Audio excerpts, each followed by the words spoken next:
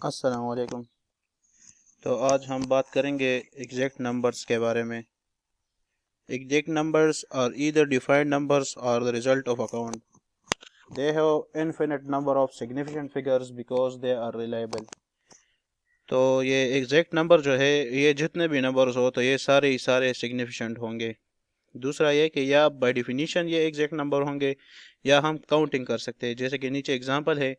Bye definition जो होते हैं, जैसे कि एक dozen, one gross, one hour, one minute, one inch. तो ये इनका हमें पता होता है कि इनमें वन डजन में 12 ऑब्जेक्ट्स होते हैं, वन आवर में 60 मिनट्स होते हैं, वन इंच में 2.54 सेंटीमीटर होते हैं, इस तरह मिनट में भी, सेंटीमीटर में, इन सब का एग्जैक्ट हमें पता होता है।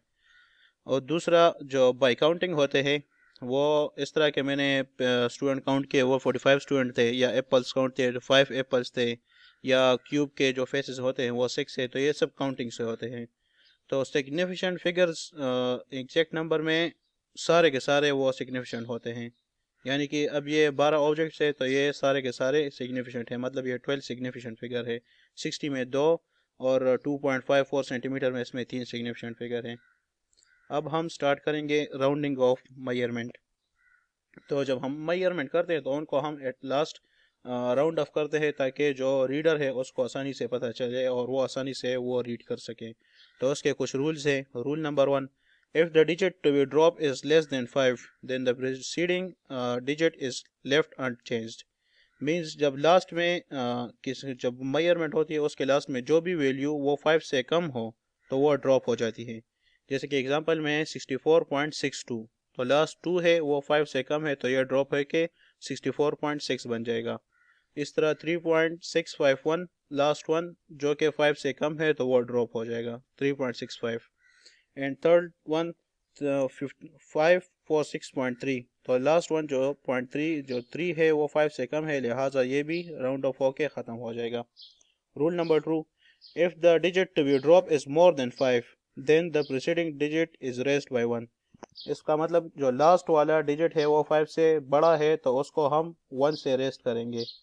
एग्जांपल में है 3.479, तो लास्ट में 9 है जो कि 5 से बड़ा है, लिहाजा हम उससे पहले वाले डिजिट जो 7 है उसको 1 से ऐड कर देंगे, तो ये बन जाएगा 3.48। फिर है 93.46, तो ये बन जाएगा 93.56। एक बढ़ के 4 को दे देगा और 4 उसमें एड 1 हम कर लेंगे तो 5 बन जाएगा। एंड थर्ड एग्जांपल 683.7, तो 7 जो कि 5 से बड़ा है तो ये 684 बन जाएगा। Rule number 3, if the digit to be drop is 5 followed by other digits then 0 then the preceding digit is raised by 1। अभी इसका मतलब जो एग्जांपल है कि अगर लास्ट सेकंड लास्ट जो 5 आए और उससे पहले कोई भी डिजिट हो लेकिन वो 0 ना हो तो वो हम बढ़ा देंगे। जैसे कि यहाँ पे 62.354, तो 5 के बाद एक डिजिट है लास्ट में लेकिन सेकंड लास्ट 5 है। तो अगर ये 0 के बजाय जो भी हो, अब यहाँ पर 124 है, तो अगर 0 के बजाय जो भी हो तो इन दोनों को हम ख़त्म कर देंगे और इसमें एक इजाफा कर देंगे तो ये 4 बन जाएगा। इस तरह इस एग्जांपल में ये लास्ट 2 जो है ये 5 के बाद आए हैं, तो इन दोनों को हम ड्रॉप कर देंगे और इसको एक बढ़ाकर 6 कर दिया जाएगा। इस तरह ये 5 है, इसके बाद 1 है, तो ये ख़त्म हो के तो ये 1 बढ़ जाएगा और ये बढ़ने की वजह से 90 बन जाएगा, तो ये 590 हो गया। 4 नंबर रूल के if the digit to be dropped is 5 followed by 0 or nothing, the last remaining digit is increased by 1 if it is odd but left as it is if even। इस fourth rule का मतलब ये है कि अगर last में या 0 आया तो इससे और या कुछ भी नहीं आया तो 5 से पहले फिर हम देखेंगे। 5 से पहले अगर ये इवन है या ऑड है, तो अगर ऑड है तो इसके 1 का इजाफा होगा, और अगर ये ऑड नहीं इवन है तो फिर 1 का इजाफा नहीं होगा बल्कि बस 5 ऐसे ही ड्रॉप हो जाएगा। जैसा कि यहाँ पे 5 के बाद 0 है तो 0 को तो ख़त्म कर देंगे, लेकिन फिर 5 से पहले देखेंगे कि ये इवन है या ऑड, तो यहाँ पर ये ऑड है तो इसमें 1 का इजाफा हो जाएगा। जबकि दूसरे एग्जाम्पल में यहाँ पर ये ऑड है दोबारा तो ये भी 1 का इजाफा हो जाएगा और ये 9.46 बन जाएगा। एंड थर्ड एग्जांपल में इससे 5 से पहले इवन है तो इवन में हम कुछ इजाफा नहीं करेंगे और वो वैसा के वैसे ही रहेगा 782। तो ये राउंड अप के कुछ रूल्स हमने पढ़े। अब हम सिग्निफिकेंट फिगर की एडिशन, सब्ट्रैक्शन और मल्टीप्लिकेशन, डिवीजन किस तरह करेंगे। तो अगर हम एडिशन और सब्ट्रैक्शन करेंगे सिग्निफिकेंट फिगर की, तो इस तरह final result would round up to the same decimal place as the least precise number. इसका मतलब ये है कि अगर हम एडिशन करें तो इसमें हम वो वाला देखेंगे जो सबसे लीस्ट प्रिसाइज हो। तो इन एडिशन में सबसे जो लीस्ट प्रिसाइज है वो ये 13.2 है, क्योंकि डेसिमल के बाद सिर्फ एक ही लफ्ज़ आया है, जबकि इसमें 3 है और इसमें डेसिमल के बाद 2 है, तो ये ज़्यादा प्रिसाइज है। तो इसमें डेसिमल के बाद एक डिजिट है, तो अगर हमारे पास लास्ट में जो आंसर आएगा तो वो भी इस तरह होगा कि डिजिट के बाद एक ही डिजिट होगा, डेसिमल के बाद एक ही डिजिट होगा। तो अगर हम इन तीनों को ऐड करेंगे तो इससे ये आंसर आता है। तो फिर हमने इसको एक बनाना है, एक डिजिट। तो ये 4 ख़त्म, ये 8, और 8 5 से ज़्यादा है तो इसमें 1 हो ऐड करके ये 4 बन जाएगा, तो इससे ये आंसर आएगा। और दूसरे एग्जांपल में इसमें सबसे लीस्ट प्रिसाइज 19 है, और 19 का ये प्रिसाइज ये कि पॉइंट डेसिमल के पॉइंट कुछ भी नहीं है। तो अगर कुछ नहीं है तो हमारा लास्ट आंसर भी इस तरह होगा कि उसमें भी डेसिमल के बाद कुछ ही ना हो। तो हमारा आंसर इनको सब्ट्रैक्ट करने के बाद ये आता है, और इसको हमने राउंड ऑफ करना है। तो 335 से कम है वो तो बस ड्रॉप हो जाएंगे, और 8 जो कि 5 से बड़ा है तो वो ख़त्म करके इसमें 1 का इजाफा करके 3 बन जाएगा। और इसके साथ जब हम मल्टीप्लिकेशन और डिवीजन करें तो the final result will round to the same number of significant digit as the least accurate number. तो यहाँ पर हम अभी मल्टीप्लिकेशन कर रहे हैं सिग्निफिकेंट फिगर्स की।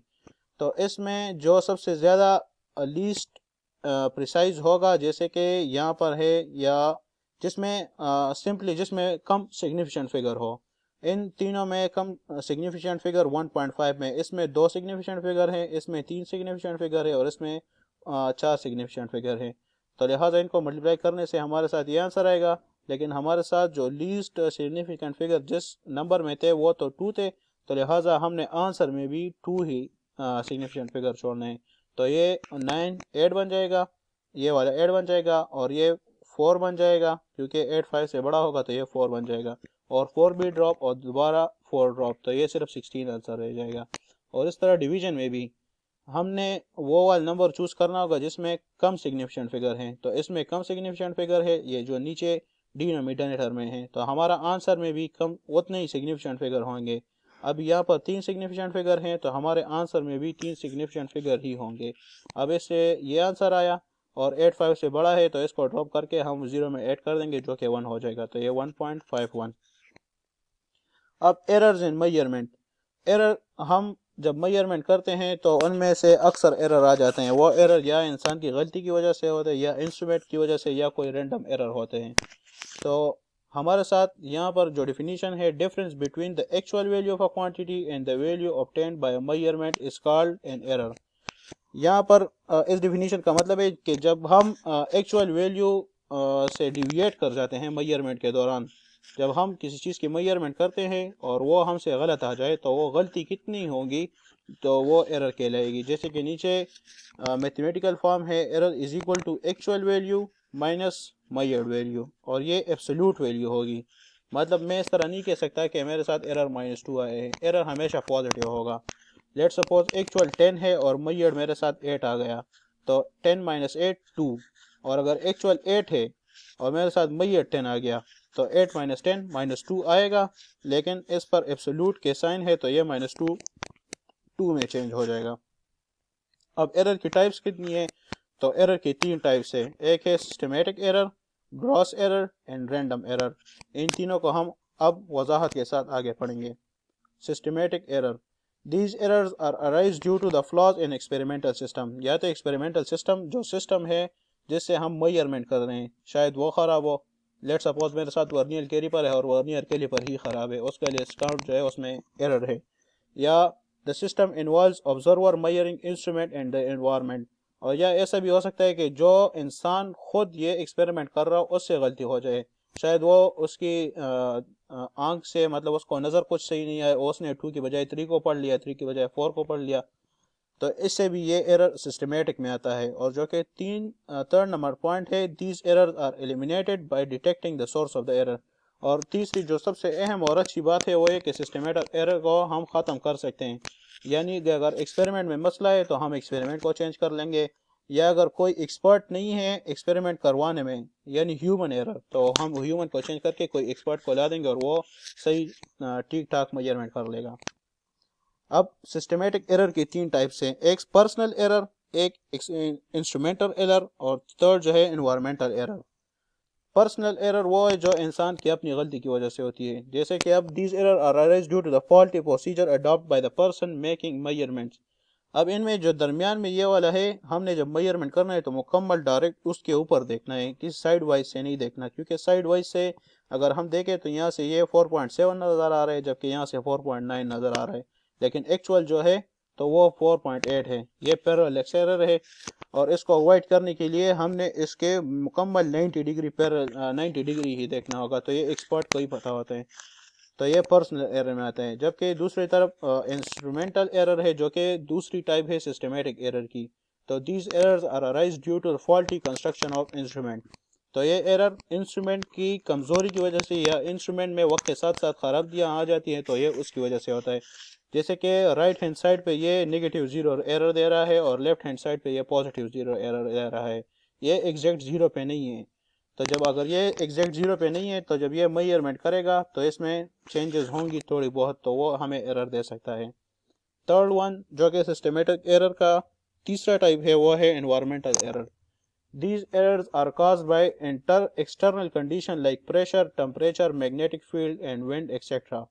ये हमारे साथ जो हमारा इन्वायरमेंट होता है लैब में उसमें प्रेशर अक्सर ज़्यादा हो जाता है, टेम्परेचर कम हो जाता है, गर्मी सर्दी या मैग्नेटिक हमारे साथ साथ में कोई मैग्नेटिक फील्ड होता है या इलेक्ट्रिक फील्ड, तो वो अपने एक्सपेरिमेंट को सारा ख़राब कर सकता है और उसमें एरर दे सकता है। तो इसको अवॉइड करने के लिए हमें following steps are taken that one must follow in order to eliminate the environmental errors. Try to maintain the temperature and humidity of the laboratory constant by making some arrangement. And second one is ensure that there should not be any external magnetic or electric field around the instrument. तो instrument के करीब electric और magnetic field नहीं होनी चाहिए और इसके साथ साथ हमें अपने टेम्परेचर और ह्यूमिडिटी को भी कंट्रोल करना होगा। तो अगर हम इस एडवांस सेटअप को देखें तो अब कल दुनिया में जब एक्सपेरिमेंट होते हैं तो मुकम्मल एक्सपर्ट्स हैं और उसके साथ उन्होंने सब कुछ मेंटेन भी रखा होता है और इंस्ट्रूमेंट भी बहुत अच्छे होते हैं, तो इसकी वजह से एरर की जितनी भी खदशा है वो कम से कम तर हो जाता है। अब हम एरर की दूसरी टाइप सिस्टमेटिक हो गई, सिस्टमेटिक के टाइप से भी हो गए। अब एरर की दूसरी टाइप जो कि gross error. These error are caused by mistake in using instrument, recording data and calculating result. अगर हम इंस्ट्रूमेंट को रिकॉर्ड करते वक्त उसमें कुछ मसला आ जाए, जैसे कि example a person may read a pressure gauge indicating 1.01 pressure pascal as 1.10 pascal, तो ये भी इंसान की अपनी गलती की वजह से हो सकती है कि अगर वो इंस्ट्रूमेंट को मतलब पढ़ने में वो नाकाम हो जाए, उससे थोड़ी बहुत गलती हो जाए तो ये ग्रॉस एरर कहलाएगी।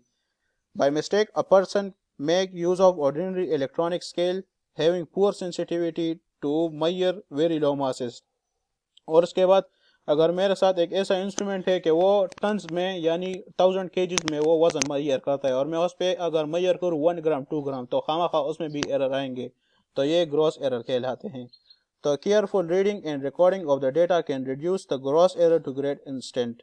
तो हम इस तरह करें कि हम अगर रिकॉर्डिंग ले तो वो भी बहुत एहतियात के साथ, और इसके साथ हम पहचानें कि हमें अपनी मेजरमेंट के लिए कौन सा इंस्ट्रूमेंट लेना चाहिए। इसके बाद जो एरर की थर्ड टाइप थी वो है random error. This error are due to some unknown causes and are sometime terms as chance error.